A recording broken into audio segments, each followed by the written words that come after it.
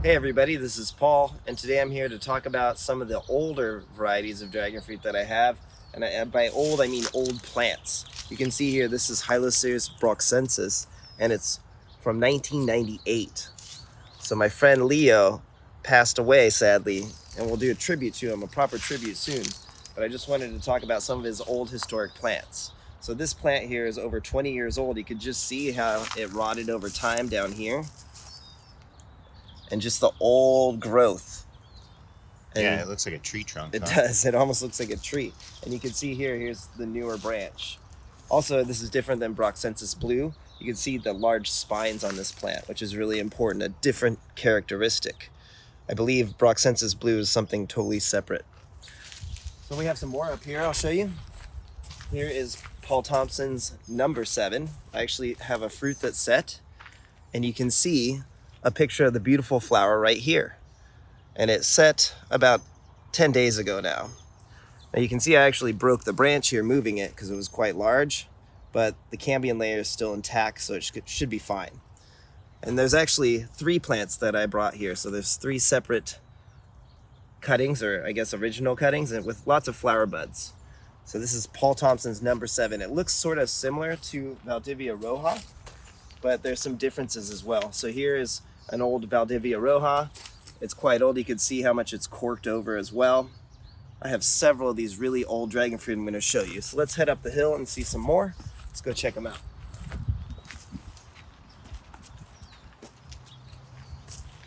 So here's Yala number 1, which is another one of Paul Thompson's, and it has some really interesting shaped flower buds, as you can see. Yeah, those are super bulbous. They are. And this one flowered for us last year. Here's a picture that you can see. Really unique looking flower. Also, you can see it has that nice bluish tint, and this is really sun hardy. In addition, you can see it looks like a pine tree here, some really old growth. This is Yala number 1. All right, we have some more. Let's check them out. All right, so we're up the hill a little bit, and you can see this is a really old condor. And you can see it's probably had some stem rot over the years, and this is how it recovers and calluses over and just really turns almost to like a pine tree is how I kind of describe it. It's set fruit.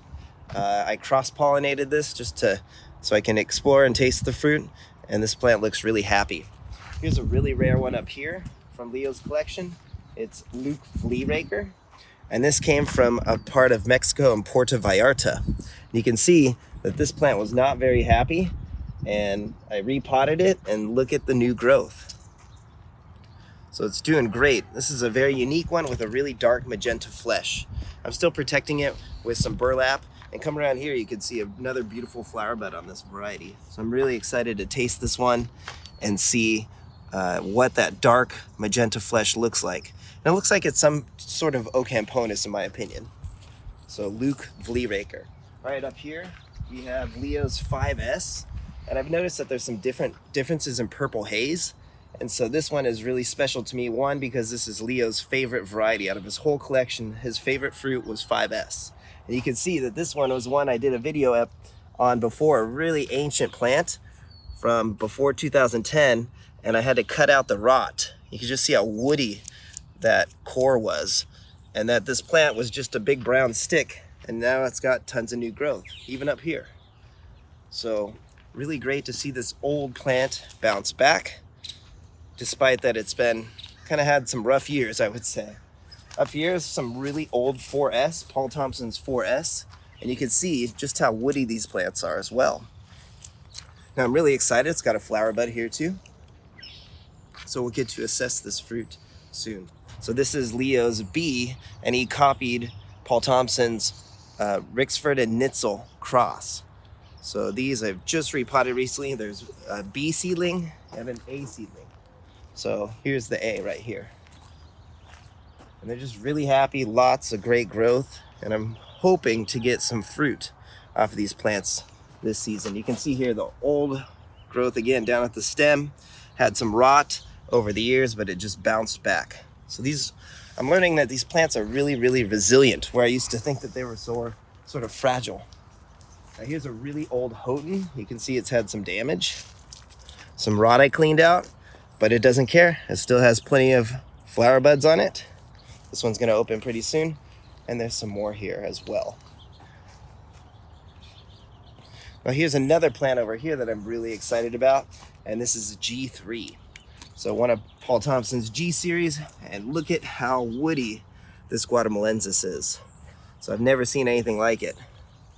And just in time, they may have had some rot, but they're still thriving. So no flower buds on this one. And here's another one that's really old, and look at that. It's got another bloom. This is G1. So if you haven't noticed, I put all the G series together. I have G1, a couple G2s. I actually have 4 versions of G2 and G3. Have you tried the fruit on G1 yet? No, I've only had G2, so I'm excited to see the differences between G1 and G3. And we already have a fruit that's set here last week. So there's one more I want to show you that's really special. It's right over here. Well, actually 2. Here's a really old neon. Leo really liked this as well. So very old growth, as you can see. Had some rot over the years, but this plant is still just thriving and bouncing back. You can see it has several flower buds on its first wave. Now a few more. Here's some of Leo's personal hybrids, which are his Megalanthus costarricensis crosses. And you can see the seedlings are very, very unique and different. This one's probably my favorite. You can see how much powder it creates. And this plant is just really stunning. So I'm trying to find his favorite fruit, which is of the series.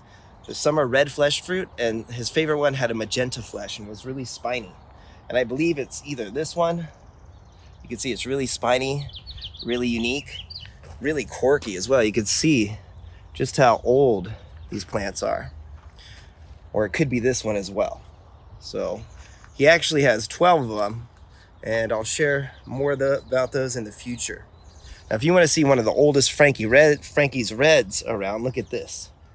Believe it or not, this is a Frankie's Red variety. And Leo has 3 of these, and one's even larger, so it's over in another part of the yard. I'll share that when I get them all repotted here in a few weeks. Now here's another special one. This is 8S, and you can see just how old it is. Oh, wow. Really, really old. And he got this, I believe, back in 2002. So 1/17/2002. It's not 2017, it was 1/17/2002. You can see he was really meticulous with his labels. Yeah, I like those tags. They're definitely built to last, you know. They sure are. And over here, it even had termites. Come check this out. You can see it here. So when I got it off of its trellis, it had lots of termite poop here. See it? Oh, yeah. So I don't see any active termites in there. And I took some nice cuttings off of this. And you can see that I expected actually to hopefully grow and produce some new branches or maybe even flowers. So we'll see. Here's actually a Sunta 1 from Leo as well. Look at that. I just noticed it has some flower buds on it. See them right there? Just forming. So that is an idea of just some of the about 100 pots of dragon fruit that Leo had in his collection. So I'm really excited. I feel really honored to continue his legacy and teach more people about these plants and how important Leo Manuel was in the dragon fruit community. So that's it for now. Give us a like and a subscribe. We'll keep them coming. Have a great day. Thanks for watching. Take care.